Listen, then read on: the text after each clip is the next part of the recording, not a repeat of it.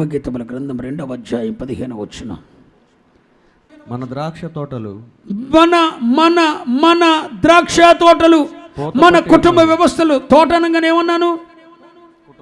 రెండు చెప్పాను. ఒకటి మన ఆధ్యాత్మిక జీవితం, రెండు మన కుటుంబ జీవితం. ఇక్కడ చూడండి, మన ద్రాక్ష తోటలు అంటే మన కుటుంబ జీవితాలు, మన ఆధ్యాత్మిక జీవితాలు పూత పట్టి ఉన్నవి. ఆమేన్. ఆ ద్రాక్ష తోటలను చెరుపు నక్కలను పట్టుకొనండి, సహాయము చేసి గుంట నక్కలను పట్టుకొనండి. తప్పట్లు కూడా దేవుని ఇదే సేద్యపరచడం అంటే ఇదేరా బాబు. ద్రాక్ష తోటలు పూత పట్టాయి, మన ద్రాక్ష తోటలు పూత పట్టాయి. ఆమేన్. మన ద్రాక్ష తోటలు ఏం చేసే? పూత పట్టాయి. మన ద్రాక్ష తోటలు పూత పట్టాయి. మన కుటుంబ వ్యవస్థలు ఫలించడానికి సిద్ధంగా ఉన్నాయి. మన పట్ల దేవుని వాగ్దానాలు నెరవేర్చబడే సమయం వచ్చింది. మన ఆధ్యాత్మిక జీవితాలు 50 దినాలు ఉపవాసాలు, ప్రతిష్టతలు నేర్చుకొని మన ఆత్మీయ జీవితాలు పూత పట్టి సువాసననిచ్చుచున్నవే. ప్రపంచమంతా ప్రజ్వలిస్తున్నాయి. ఉపవాస ప్రార్థనలు చేస్తే, ప్రతిష్ఠిత పండుగలంటే అలా ఉండాలిరా, ఉపదేశాలంటే అలా ఉండాలిరా అని ఈ వాసన దేశమంతా మాట్లాడరే సువాసననిచ్చుచున్నవి. మన ఆత్మీయ జీవితాలు పూతపట్టాయి, మన భక్తి జీవితాలు పూతపట్టాయి, మన పరిశుద్ధ జీవితాలు పరిమళము వెదజల్లుతున్నాయి, లోకమంతా వ్యాపిస్తున్నాయి. మన ద్రాక్ష తోటలనే ఆత్మీయ జీవితాలు పూతపట్టాయి. కుటుంబ జీవితాలలో ఆశీర్వాదం వచ్చి ఫలించటానికి సిద్ధముగా ఉన్నది.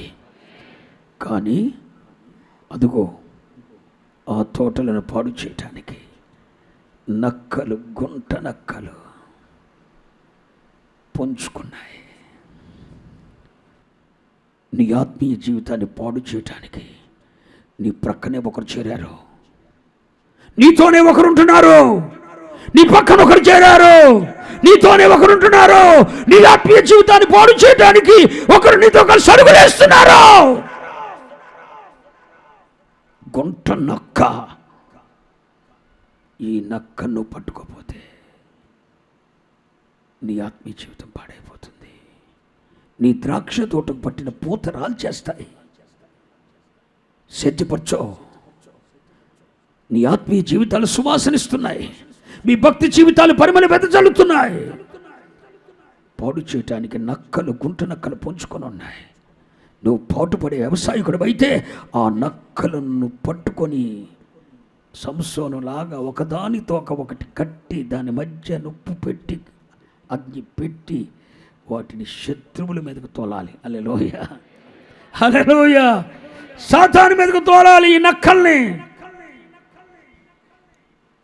నక్కలను పట్టుకోవాలి. సంసోన్ ఎంత నక్కలండి, ఎంత టాలెంట్ కలిగినాడు కాబట్టి 300 నక్కలను పట్టుకున్నాడు. 300 నక్కలు కట్టుకొని ముడేసి ఒకదాని తోకమట్టి ఒకటి పట్టాడు, కానీ సైతాన్ని పట్టుకోలేకపోయాడు. మనోడు అమ్మాయిని జయించలేకపోయాడండి. సింహాన్ని జయించాడు కానీ అమ్మాయిని జయించలేకపోయాడు. మనోడు సింహాన్ని జయించాడు, అమ్మాయిని జయించలేకపోయాడు. సంసోన్ గొలియాతుని జయించాడు, అమ్మాయిని జయించలేదు. ఓడిపోతుంది లోకం. గుంటనక్క పొంచు కూర్చుంది. పరిమళ వెదజల్లుతున్న నీ భక్తి జీవితం చేస్తే భక్తి ఎలా చేయాలరా? పరిశుద్ధతకు చిరునామారా.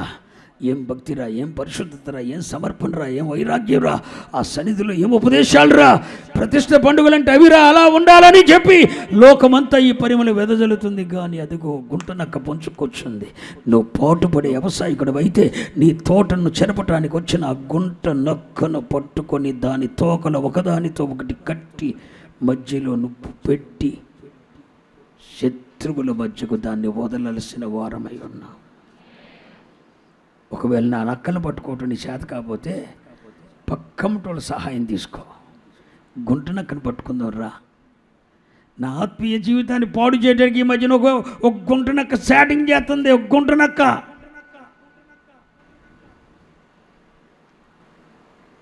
అంటే వాళ్ళు ఎంతమంది ఉండరు? ఈ మధ్యనే ఒక గుంటనక్క స్టార్ట్ అయిందండి. నీ భక్తి జీవితాన్ని పాడు చేయడానికి స్టార్ట్ చేస్తుంది. తమ్ముడు అన్నకాడ మొదలైంది, అన్నకాడ మొదలైంది, సిస్టరు అన్నకాడ మొదలైంది, అమ్మ అన్నకాడ మొదలైంది. ఎగసిపోయింది అని గుంటనక్క. ఈ గుంటనక్కను మొదటి పట్టుకో. మొదట అలాగే స్టార్ట్ చేస్తుంది లోకం. అమ్మ అనే పేరుతోనే స్టార్ట్ చేస్తుంది గుంటనక్క. చెల్లి అన్న పేరుతోనే స్టార్ట్ చేస్తుంది గుంటనక్క. తమ్ముడు అన్న పేరుతోనే స్టార్ట్ చేస్తుంది గుంటనక్క. బ్రదర్ బాగున్నావా? తర్వాత బ్రదర్ ఇల్ల అన్న కాడికి వచ్చేద్ది, పక్కకు వచ్చేద్ది గుంటనక్క. ఈ మధ్యనే అలల్లాడిపోతున్నాయి. ఒక జబ్బు ఉందండి, అదొక రకమైన జబ్బు. రే గుంటనక్కన పట్టుకో, ఆ వచ్చిన వెతికిపోతుంది, ఆ పళ్ళ వెతికిపోయింది అది గుంటనక్క. దేవునికి మహిమ చెల్లును గాక. చెప్పండి హల్లెలూయా. మంచిగా చెప్పాలి. మన ద్రాక్ష తోటలు పూత పట్టి సువాసననిచ్చుచున్నవి. అదే పరమగీతముల గ్రంథము 2వ అధ్యాయం 13వ వచనం చూస్తే అంజూరపు కాయలు పక్వమగుచున్నవి. ద్రాక్ష చెట్లు పూత పట్టి సువాసన, ద్రాక్ష చెట్లేమో సువాసనిస్తున్నాయి పూత పట్టి, అంజూరపు కాయలేమో పక్వమగుచున్నాయి. పాడు చేయటానికి గుంటనక్కలు పొంచుకొచ్చున్నాయి. నువ్వు పాటుపడే వ్యవసాయకుడివైతే,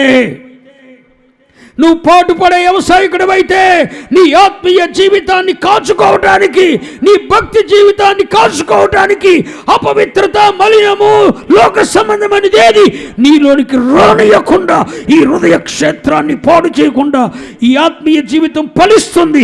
ఇప్పుడిప్పుడే పూత పట్టింది, సువాసనిస్తుంది, అంజూరపు కాయలు పక్వమవుతున్నాయి. నీ భక్తి జీవితం ఫలభరితమవుతుంది. దీన్ని కాపాడుకోవటానికి గుంటనక్కలు పొంచి ఉన్నాయి. నీవు పాటుపడే ఒక వ్యవసాయకుడివై ఈ తోటను భద్రంగా కాచుకో.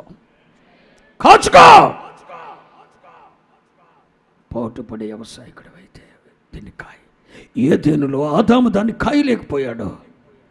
ఆ తోటను సేద్యపరచలేదు కనుక అది సోమరవాణి చేనైపోయింది.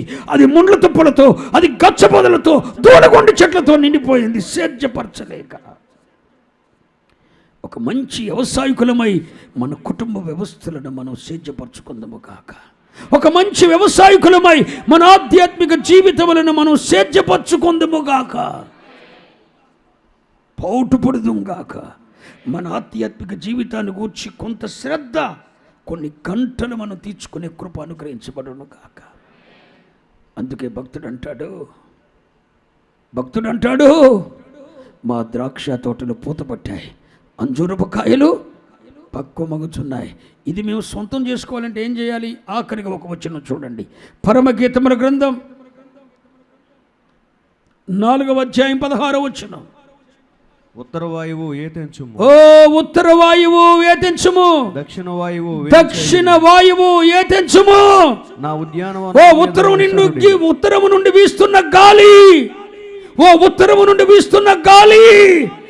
మా ఏం తెంచుము, దక్షిణము నుండి వీస్తున్న గాలి వేంచేయము. నా ఉద్యానవనము మీద, నా తోట మీద విసరుడి, దాని పరిమళము వ్యాపింపచేయుడి. హల్లెలూయా. మన పొలాల మీదకు, ఆధ్యాత్మిక జీవితం అనే మన తోటల మీదకు, మన కుటుంబ వ్యవస్థలనే తోటల మీదకు ఉత్తర వాయువు రావాలి, దక్షిణ వాయువు రావాలి. ఉత్తరము నుండి వస్తున్న గాలి పంటను నిలబడేటట్టు చేస్తుంది. వినండి, ఉత్తరము నుండి వస్తున్న గాలి పంటను నిలబడేటట్టు చేస్తుంది. దక్షిణము నుండి వస్తున్న గాలి పంటను పక్వపరుస్తుంది. పంటకు 2 గాలులు అవసరమే. ఉత్తరము నుండి వస్తున్న గాలి పంటను నిలబడేటట్టు చేస్తుంది. దక్షిణము నుండి వస్తున్న గాలి పంటను పక్వపరుస్తుంది. ఈ 2 గాలులు ఒక పంటకు అవసరం. నీ ఆధ్యాత్మిక జీవితం ఒక తోట అయితే, నీ ఆధ్యాత్మిక జీవితం, నీ కుటుంబ వ్యవస్థ ఒక తోట అయితే, ఆ తోటను సేద్యపరచటానికి నీవు ఒక మంచి వ్యవసాయకుడివై పాటుపడి దానిలో కలుపు మొక్కలు పడకుండా చూసి, దానిలో ముండ్ల తుప్పలు గచ్చబొదలు రాకుండా కాపాడి, దాని ప్రాకారి గోడ, దాని ప్రహరీ గోడ, దాని రాతి గోడ, దాని కంచిపోకుండా భద్రపరిచి నీవే పాటుపడే వ్యవసాయకుడివై ఆ పొలాన్ని పాడు చేయడానికి వస్తున్న గుంట నక్కలను తరిమి కొట్టి నీ పొలము మీదకి ఉత్తర వాయువు, దక్షిణ వాయువు కూడా రావాలని నువ్వు దేవుణ్ణి వేడుకోవాలి. వ్యవసాయకుడు అయితే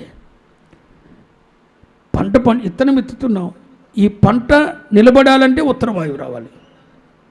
చల్లని గాలి, అది ఉత్తర వాయువు. అది ఏం చేస్తుంది? పంటను నిలబడేటట్టు చేస్తుంది. దక్షిణ వాయువు ఏం చేస్తుంది? పంటను పక్క పోయేటట్టు చేస్తుంది. తొలకరి వర్షమేమో ఇత్తనం ఎత్తటానికి, కడవర వర్షమేమో పంట, ఉత్తర వాయువేమో పంట నిలబడటానికి, దక్షిణ వాయువేమో పంట పక్కపరచబడటానికి. ఇవన్నీ కావాలని కోరుకునేవాడెవడు? చెప్పండి. వ్యవసాయకుడు. మన ఆత్మీయ జీవితాలను సేద్యపరచుకోవటానికి మనమే, నీ ఆత్మీయ జీవితానికి నీ ఒక మంచి వ్యవసాయకుడు అవ్వాలి. నా ఆత్మీయ జీవితానికి నేను ఒక మంచి వ్యవసాయకుని అవ్వాలి.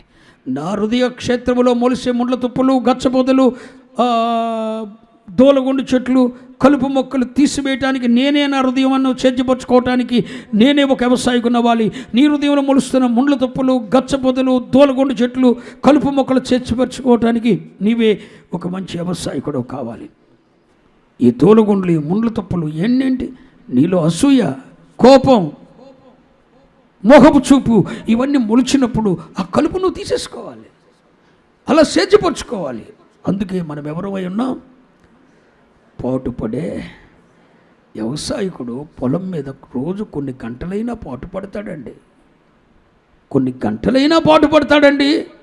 నీ భక్తి జీవితం గురించి కనీసం కొన్ని గంటల శ్రద్ధ నీకు లేకపోతే, కొన్ని గంటలు నువ్వు దేవునితో గడపపోతే, ఒంటరిగా బలిపీఠ దగ్గర ఏడవటానికి నిద్రపోతాక మన ఇంటికాడ మంచాలు ఉండేగా, మాట్లాడుకోకూడదు, టైం వేస్ట్ చేయకూడదు, చేసుకోగలిగిన ప్రార్థన చేసుకుంటూ టక్కన పడుకుంటూ మళ్ళీ తెల్లారలేసి ప్రార్థన చేసుకుంటాం, అంతే.